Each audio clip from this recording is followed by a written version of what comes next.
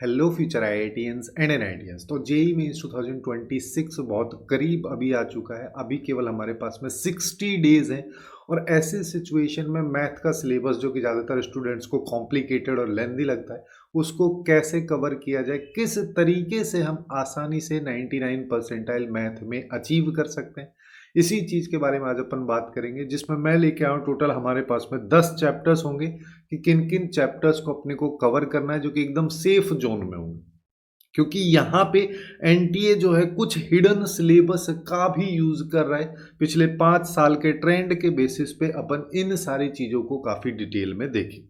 उससे पहले कुछ बेसिक चीजें समझ लेते हैं। जैसे 2021 से 2025 तक के बीच की अगर अपन बात करें तो मैथ के पेपर का difficulty level on an average लगभग सेम सा रहा है, लेंदी रहता है, टफेस्ट रहता है।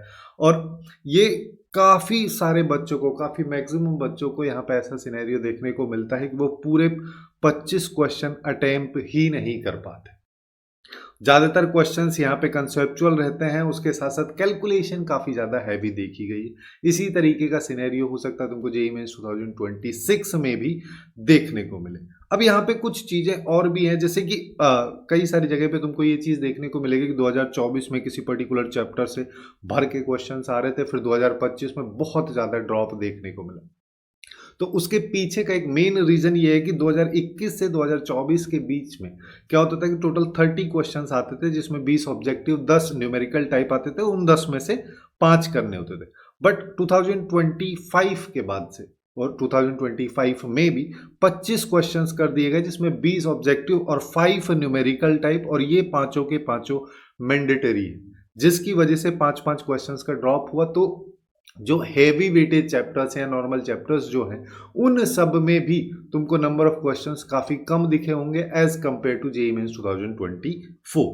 अब यहाँ पे इन सब चीज़ों के बारे में तो हम बात ही कर रहे हैं, बट इसमें क्या होता है कि एनटीए के द्वारा कुछ चैप्टर्स ऐसे भी हैं जिनमें काफ़ी भयंकर तरीके से ट्रैप सेट किया जाता है। जैसे कि प्रोबेबिलिटी हो गया, डेफिनेट इंटीग्रेशन हो गया, मैट्रिसेस हो गया, पीएनसी हो गया। इस तरीके के चैप्टर्स का कहानी क्या है कि ये बाकी किसी और चैप्टर के साथ भी इंक्लूड हो जाते हैं।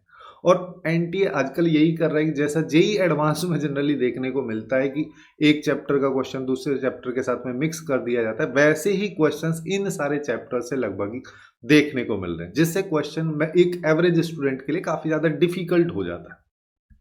अब वहीं पे ऐसा भी नहीं है कि हमेशा ऐसा ही हो रहा है, कुछ अच्छे चैप्टर्स भी हैं, मतलब जहाँ पे अपने को आरओआई यानी रिटर्न ऑन इन्वेस्टमेंट काफ़ी अच्छा मिल जा रहा है। जैसे कि हमारे पास में वेक्टर अलजेब्रा हो गया, 3D ज्योमेट्री हो गया। ये स्टैंड अलोन चैप्टर्स हैं, खुद में ही सेपरेटली हैं। इसके क्वेश्चंस किसी और चैप्टर के साथ जनरली मिक्स नहीं किए जाते। अब इन सब चीज़ों के बारे में जब अपन बात कर रहे हैं तो हमारे पास में मेन सिचुएशन ये आती है कि हम बात करेंगे अब यहाँ पे टॉप 10 चैप्टर्स के बारे में, जिन पे अपने को प्राइमरली फोकस करना चाहिए, जिससे कि अपन एटलीस्ट 50 मार्क्स के अराउंड में या 99 पॉइंट समथिंग परसेंटाइल के आसपास में स्कोर कर पाए। अब वो कौन कौन से चैप्टर हैं उसको समझने से पहले एक छोटा सा चीज़ और देख लेते हैं कि जो एनटीए का हिडन सिलेबस है, यानी कि जहाँ से क्वेश्चंस का बेसिकली ट्रैप सेट किया जाता है, यानी कि इस तरीके के क्वेश्चंस जहाँ पे एक चैप्टर के दूसरे चैप्टर के साथ में कंबाइन किए जाते हैं। उसमें जैसे ट्रिग्नोमेट्री, अब ट्रिग्नोमेट्री तो हर जगह ही आता है, किसी भी चैप्टर के साथ इसको मिक्स कर दो। उसके साथ साथ greatest integer function, fractional part function, ये सब भी डेफिनेट इंटीग्रेशन में काफ़ी फ्रिक्वेंटली देखा जाता है। मॉडुलस फंक्शन भी डेफिनेट इंटीग्रेशन में काफ़ी देखा जाता है। उसके अलावा लिमिट, कंटिन्यूटी, डिफरेंशियबिलिटी, एओडी, इन सब में भी इन सब का यूज़ काफ़ी फ्रिक्वेंटली हो रहा है। उसके साथ साथ कुछ क्वेश्चंस में ऐसा भी देखने को मिला है कि हमारे पास में क्वाड्रेटिक इक्वेशन लास्ट में बोल देगा कि पी और क्यू की वैल्यू आई, उसके बाद में ये क्वाड्रेटिक इक्वेशन के रूट्स हैं, सम है, ये इस तरीके से क्वेश्चन को वो घुमाने की बेसिकली कोशिश करता है कि लेंदी बन जाए किसी भी तरीके से।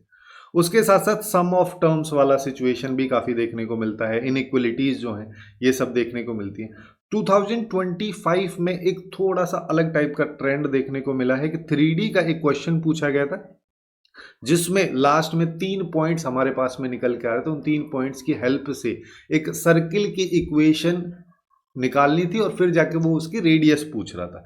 ऐसे ही एक क्वेश्चन पीएनसी का दिया हुआ था, लेकिन उसमें इलिप्स का यूज लास्ट में हो रहा था। जो इलिप्स की स्टैंडर्ड इक्वेशन होती है उसमें ए और बी की वैल्यूज अपने को फाइंड आउट करके पुट करनी थी और फिर जाके एक्सेंट्रिसिटी हमको उसकी निकालनी थी।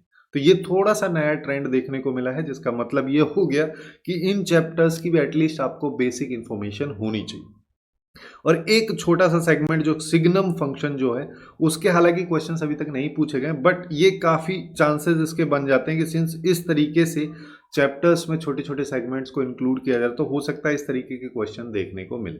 तो 10 चैप्टर्स तो अपने को करने ही करने हैं, उसके साथ साथ ये जो छोटे छोटे टॉपिक्स हैं ये काफ़ी अच्छे से अपने को कर लेने। यहाँ पे एक और चीज़ मैं बोलना चाहूँगा कि जो हमारे पास में कॉनिक सेक्शन का सेगमेंट है उसमें जैसे सर्किल, पैराबोला, इलिप्स, हाइपरबोला, इनकी एटलीस्ट बेसिक इंफॉर्मेशन पता होनी चाहिए, बेसिक इक्वेशंस पता हो, कॉर्ड वगैरह कैसे निकालते हैं, लेंथ ऑफ कॉर्ड कैसे निकालते हैं, ये सारी चीज़ अपने को पता होनी चाहिए।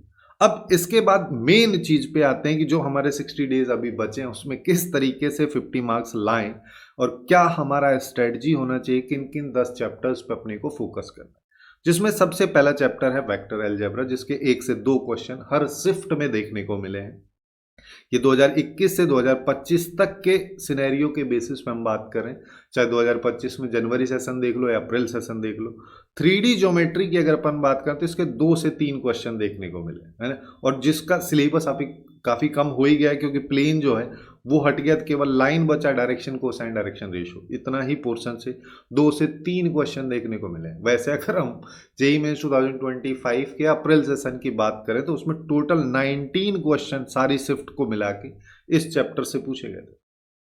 वहीं पे मैट्रिसेस डिटर्मिनेंट से भी 1 से 2 क्वेश्चन आते हैं, जिसमें डिटर्मिनेंट का ज़्यादातर क्वेश्चन जो है वो सिस्टम ऑफ लीनियर इक्वेशन से रिलेटेड पूछा जाता है ना, कि क्रैमर्स रूल का लॉजिक वगैरह लगा के वहाँ पे अपने को सिंप्लीफाई करना रहता है।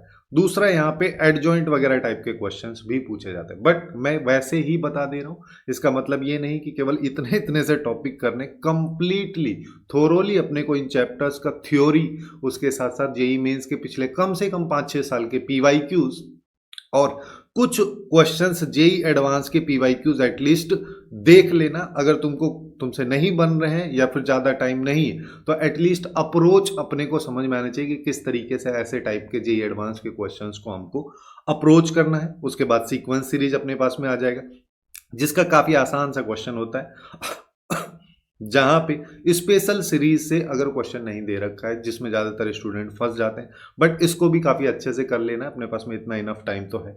वहीं पे बाइनोमियल थ्योरम की बात करें तो बाइनोमियल थ्योरम के रिमाइंडर वाले क्वेश्चंस आते हैं, कोफिशिएंट ऑफ x की पावर n वाले आते हैं, या फिर कांस्टेंट टर्म पूछ लेगा, फ्री फ्रॉम रेडिकल पूछ लेगा। इस तरीके के सिनेरियो काफ़ी देखने को मिलते हैं। अच्छा, एक क्वेश्चन आया था इसमें जेईई मेंस 2025 में, जहाँ पे वो पूछ रहा था कि हमारे पास में 1919 की पावर ये था, इसके लास्ट 2 डिजिट का प्रोडक्ट बताना है। अब जब भी अपने को लास्ट डिजिट निकालना है तो 10 से डिवाइड कर दो, तब रिमाइंडर देख लो, और लास्ट 2 डिजिट निकालना है तो 100 से डिवाइड कर दो। तो इस तरीके का कंसेप्ट भी तुमको समझ लेना है, जिसको मैं टॉप 30 टॉपिक वाली जो एक सीरीज अपन ने चला रखी है उसमें काफ़ी अच्छे अच्छे टॉपिक्स को अपन यहाँ पे कवर करें, जिनसे काफ़ी फ्रिक्वेंटली और थोड़े घुमा फिरा के क्वेश्चंस पूछे जाते हैं। तो उसको थोड़ा देख लेना, उसमें जो भी टॉपिक्स अगर तुमको कोई डिफिकल्ट लग रहा है, जो तुमको समझ में नहीं आता है, उसको थोड़ा अच्छे से देख लेना। उसका प्लेलिस्ट का लिंक भी मैं नीचे डिस्क्रिप्शन में लगा दूंगा। उसके बाद आता है क्वाड्रेटिक इक्वेशन, जहाँ पे बेसिक क्वाड्रेटिक इक्वेशन के, मॉडुलस के, इसके अलावा e की पावर x वाली जो क्वाड्रेटिक बनती है उसके, ट्रिग्नोमेट्री की जो क्वाड्रेटिक बनती है उसके, इस तरीके के क्वेश्चंस पूछे जाते हैं, जिसमें अपने को कुछ चीज़ें देखनी रहती हैं। जैसे e की पावर x है, अगर मान लो इसकी 2 वैल्यूज, एक प्लस और एक माइनस आ रही है, तो माइनस तो हो नहीं सकती, केवल पॉजिटिव वाली लेंगे। तो यहाँ पे नंबर ऑफ सॉल्यूशन में ज़्यादातर स्टूडेंट फंस जाते हैं, इस चीज़ का थोड़ा सा ध्यान रखना है। इसके बाद अपने पास में आता है एरिया अंडर कर्व, जिसमें बेसिक डेफिनेट इंटीग्रेशन की कुछ प्रॉपर्टीज पता होंगी, root of X square minus A square, root of A square minus X square, इस टाइप के जो इंटीग्रेशन के फॉर्मूलाज हैं वो सब रट लेना। बेसिक पैराबोला की इक्वेशंस क्या होती हैं, हाइपरबोला की क्या होती है, इलिप्स की क्या होती है, सर्किल की क्या होती है, किस तरीके से बेसिक लॉजिक की हेल्प से भी तुम उस क्वेश्चन को काफ़ी आसानी से फिर सॉल्व कर पाओ। यहीं पे डिफरेंशियल इक्वेशन, वैसे देखा जाए तो मैक्सिमम स्टूडेंट्स को ये चैप्टर काफ़ी डिफिकल्ट लगता है, लेकिन तुम इसमें काफ़ी इजीली 1 से 2 क्वेश्चन जिसके पूछे जाते हैं मार्क्स अपना सिक्योर कर सकते हो। जहाँ पे ज़्यादातर क्वेश्चंस जो हैं लीनियर डिफरेंशियल इक्वेशन से पूछे गए, लेकिन इसके अलावा बाकी 3 मेथड जो होते हैं कि यानी कि होमोजीनियस हो गया या वेरिएबल सेपरेबल वाला हो गया, इन सब चीज़ों को भी अपने को देख के चलना है। यहाँ पे formation of differential equation syllabus में नहीं आता है। उसके अलावा स्टैटिस्टिक्स की अगर अपन बात करें तो इसका भी एक क्वेश्चन देखने को मिलता है, बट जेईई मेंस 2025 में इसका पोर्शन थोड़ा ड्रॉप हो गया, इसके नंबर ऑफ क्वेश्चंस कम हो गए, कुछ शिफ्ट में देखने को मिला है, कुछ में नहीं भी आया है, बट फिर भी काफी कम टाइम में काफी इजीली तुम इस चैप्टर को कर सकते हो और फ्री के मार्क्स टाइप है इस चैप्टर।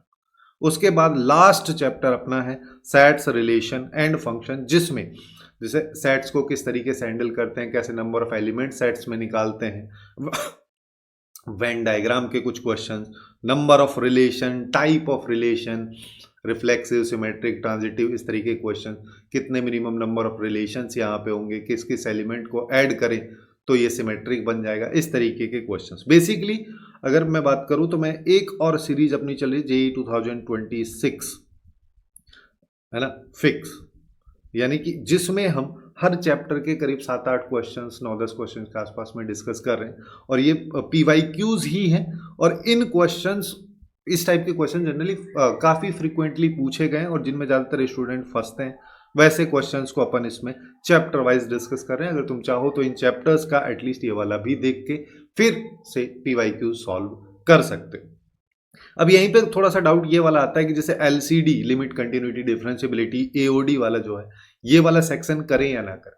अब ये डिपेंड करता है कि जैसे तुम्हारा फंक्शन कैसा है, इनवर्स ट्रिग्नोमेट्री कैसा है, ट्रिग्नोमेट्री कैसा है, और बेसिक मैथ जिसके बारे में हमने बात की यहाँ पे, जो कि एक्चुअली में हिडन सिलेबस था, ये वाला पोर्शन तुम्हारा कैसा है।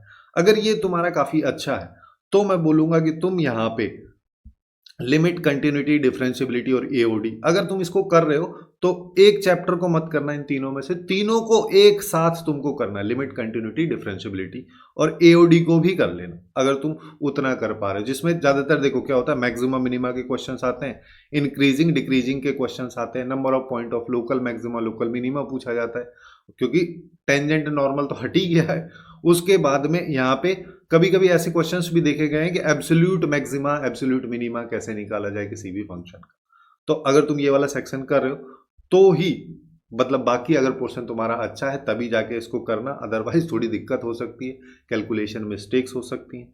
और लास्ट में मैं ये वाली चीज़ बोलना चाहूँगा कि अगर तुम इन 10 चैप्टर्स को कर रहे हो तो उसके बाद में हर PYQ को अच्छे से करना है। मैं एडवांस के भी PYQs में तो बोलूँगा कर ही लेना, और एक चीज़ का ध्यान यहाँ पे खास करके रखना है कि एक्यूरेसी अपनी मेंटेन हो पाए, कुछ इस तरीके से प्रैक्टिस करनी है, क्योंकि जिससे टोटल इन 10 चैप्टर के अपने पास में 13 से 18, अगर मान लो 13 क्वेश्चन भी आते, 10 भी तुम सही करके आओगे, 40 प्लस आ जाएगा, तो 98+ परसेंटाइल तो काफ़ी इजीली तुम इसमें सिक्योर कर पाओ।